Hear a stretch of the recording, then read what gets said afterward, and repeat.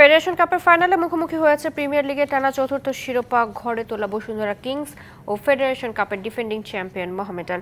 এই মুহূর্তে ময়মনসিংহের রফিকুদ্দিন ভূঁইয়া স্টেডিয়ামে আছেন আমাদের সহকর্মী শেখ আশিক, যুক্ত হচ্ছে তার সাথে। আশিক, ফেডারেশন কাপের ফাইনাল নিয়ে দর্শকদের মাঝে কেমন উত্তেজনা দেখছেন জানাবেন।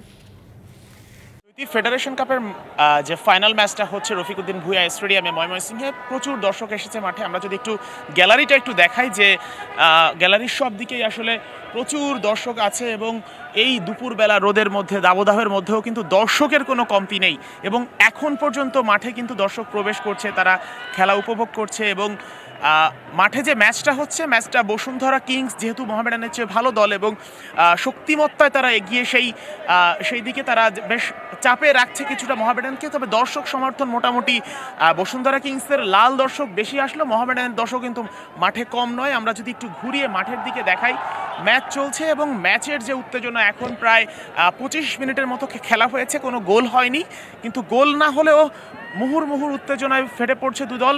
আক্রমণ হচ্ছে, পাল্টা আক্রমণ হচ্ছে এবং সেই আক্রমণগুলো আসলে দর্শক উপভোগ করছে এবং দর্শক এখন পর্যন্ত মাঠেও আসছে, প্রতি মুহূর্তেই দর্শক মাঠে ঢুকছে।